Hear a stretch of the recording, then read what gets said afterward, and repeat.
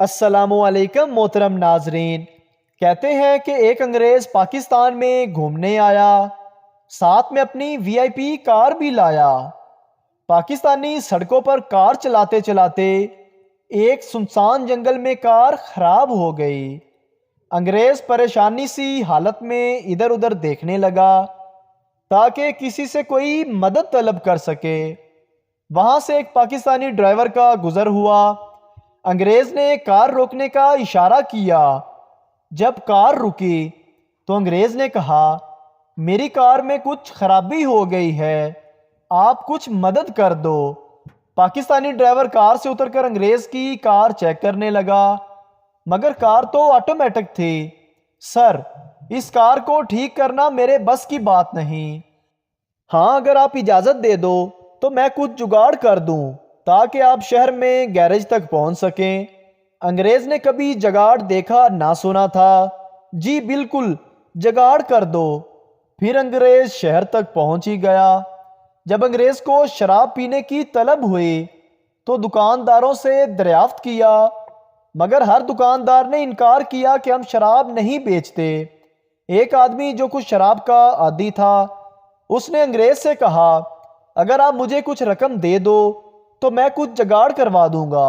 انگریز نے کہا ٹھیک ہے۔ پھر انگریز کا کچھ سامان چوری ہو گیا۔ انگریز نے تھانے میں رپورٹ لکھوائی، مگر سامان نہ ملا۔ ایک شخص نے کہا، آپ کچھ رقم دے دو تو میں کچھ جگاڑ کروا دوں۔ جب انگریز اپنے ملک واپس گیا تو اس وقت کے امریکن صدر نے اس انگریز سے پوچھا کہ پاکستان میں کیا کچھ دیکھا ہے؟ تو انگریز کہنے لگا، پاکستانیوں کے پاس ایک عجیب چیز ہے جس سے ہر وہ کام جو ممکن نہ ہو اس سے ممکن کر لیتے ہیں۔ امریکن صدر نے کہا، وہ کیا چیز ہے؟ انگریز نے کہا، اس کا نام جگاڑ ہے۔ جب پاکستانی وزیر اعظم امریکن صدر سے ملے تو امریکن صدر نے کہا، ہمیں پاکستان سے ایک چیز چاہیے۔ وزیر اعظم نے کہا، حکم کیجئے سر، کیا چیز آپ کو چاہیے؟ امریکن صدر نے کہا، ہمیں جگاڑ چاہیے۔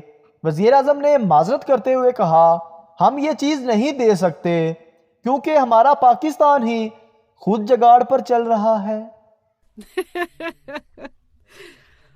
ایک بندے نے اپنی ساس کو فیصل آباد فون کر کے کہا، آنٹی جی، میری اور آپ کی بیٹی کی شادی کو آج 25 سال ہو گئے ہیں۔ ساس نے جواب دیا، تے ہن کی تیری پینشن لا دئیے۔ میراسیوں کے گھر چوہا گھس گیا۔ سارے اسے مارنے کے لیے اس کے پیچھے بھاگے۔ چوہا بھاگ کر مکان کی چھت پر چڑھ گیا اور بولا، خود کشی کر لیساں پر انہاں کنجراں دے ہتھوں نہیں مرنا۔ ڈاکٹر مریض سے، دوائی ہلا کر پیا کرو۔ لڑکی، ڈاکٹر صاحب، ہلانے سے دوائی چمچے سے نیچے گر جاتی ہے، پھر زمین سے چاٹنی پڑتی ہے۔ ایک پڑوسن نے کہا، مجھے پہلے 20 سال تک اولاد نہیں ہوئی، اب 21ویں سال میں جا کے اولاد ہوئی ہے۔ پڑوسن، پھر تو نے کیا کیا؟ پھر میں نے شادی کر لی، دوسری لڑکی نے جواب دیا۔ بیوی، میں سیدھی بیوٹی پارلر سے آ رہی ہوں، پورے 3 گھنٹے بیٹھنا پڑا۔ شوہر حیرت سے، پھر بھی تمہاری باری نہیں آئی، اور پھر لڑائی شروع ہو گئی۔ ہر قوالی کے اختتام پر پیر صاحب وجدانی کیفیت میں اپنے سر کے چند بال نوچ کر مرید کو دیتے اور مرید فی بال 100 روپے کے حساب سے قوال کو ہدیہ پیش کر دیتا۔ میراثی یہ ماجرا غور سے دیکھ رہا تھا کہ کسی بھی قوال کو 900 روپے سے زیادہ نہیں ملے تھے۔ میراثی نے سوچا کہ آج میں بہت اچھی قوالی پیش کروں گا اور خوب پیسے کماؤں گا۔ اپنی باری پر میراثی نے خوب دل جان لگا کر قوالی پیش کی۔ قوالی کے اختتام پر پیر صاحب نے وجدانی کیفیت میں اپنے سر کے چند بال نوچ کر مرید کو تھمائے۔ مرید نے بال گنے، 6 بال تھے۔ مرید نے فی بال 100 روپے کے حساب سے 600 روپے گن کر میراثی کو دیتے ہوئے کہا آپ اگلی بار بھی ضرور آئیے گا۔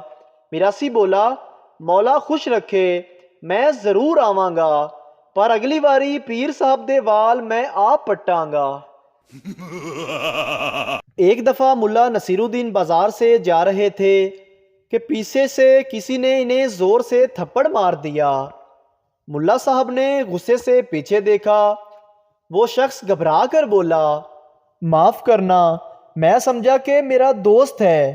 ملا صاحب نے کہا نہیں، انصاف ہوگا، چلو عدالت چلتے ہیں۔ جج صاحب کے سامنے اپنا مدعا پیش کیا۔ جج نے اس شخص کا خوف دیکھ کر کہا کیوں جناب، تم تھپڑ کی قیمت دو گے یا ملا صاحب آپ کو بھی تھپڑ لگائیں؟ اس شخص نے کہا جناب میں تھپڑ کی قیمت دوں گا، لیکن ابھی میرے پاس کچھ بھی نہیں ہے، میری بیوی کے پاس کچھ زیور ہیں، وہ میں لے آتا ہوں۔ جج نے کہا ٹھیک ہے، جلدی لے کر آؤ۔ ملا صاحب انتظار کرتے کرتے تھک گئے، لیکن وہ شخص نہیں آیا۔ ملا صاحب اٹھے اور رکھ کے ایک زور کا تھپڑ جج کو مار کر کہا اگر وہ زیور لے آئے تو تم رکھ لینا۔ مہنگائی کے ستائے داماد نے سسرال میں ڈیرے ڈال لیے۔ جب داماد 2 مہینے تک اپنے سسرال میں رہا تو لڑکی کی ماں نے بیٹی سے کہا پتر داماد جی نے واپس نہیں جانا، واوا ٹائم ہو گیا ہے۔ بیٹی نے کہا تسی آپ ہی پوچھ لو جا کے۔ ساس گئی اور داماد سے کہا بیٹا تو واپس نہیں جانا، 2 مہینے ہو گئے، تیری امی تے تیرے گھر والے اڑکدے ہونے نے۔ داماد نے جواب دیا تواڈی دی ساڈے گھر 6 مہینے رہ آندی ہے، اسی تے کدی گل نہیں کیتی۔ ساس نے کہا پتر او دا تے اس گھر ویاہ ہویا ہے۔ داماد نے کہا تے میں کیڑا ایتھے بل تارن آیا، میرا بھی تے اس گھر ویاہ ہویا ہے۔ کسی کی بیوی مر گئی، اونچی آواز میں روتے ہوئے کہنے لگا کیوں چھوڑ کر چلی گئی مجھے تم؟ پاس کھڑی عورت اپنی سہیلی سے بولی کاش اس کا ایڈریس میرے پاس ہوتا تو میں اس سے شادی کر لیتی۔ اس نے یہ الفاظ سن لیے اور وہ اونچی اونچی آواز میں روتے ہوئے کہنے لگا کیوں مجھے کراچی شیر شاہ گلی نمبر 55 میں اکیلے چھوڑ کے چلی گئی ہو تم؟ بیوی یہ چھوٹے والے گلاس صحیح رہیں گے۔ شوہر نہیں، یہ بڑے والے لے لیتے ہیں، آسانی رہے گی۔ بیوی میرا خیال ہے آج کل چھوٹے گلاسوں کا رواج ہے تو میں نے یہی لینے ہیں۔ دکاندار بات کو سنبھالتے ہوئے بھائی جان آپ کی وائف صحیح کہہ رہی ہے، بڑے گلاس تو پرانے دور میں استعمال ہوتے تھے، چھوٹے بہتر ہیں۔ شوہر غصے سے دکاندار کو دیکھتے ہوئے جس کام کا پتہ نہ ہو اس میں ٹانگ نہیں پھنساتے، چھوٹے گلاسوں میں میرا ہاتھ نہیں جاتا، ان کو دھوؤں گا کیسے؟ داماد سسر جی آپ کی بیٹی میں دماغ نام کی کوئی چیز نہیں ہے۔ سسر بیٹا تم نے اس کا ہاتھ مانگا تھا، دماغ کی تو کوئی بات ہی نہیں ہوئی تھی۔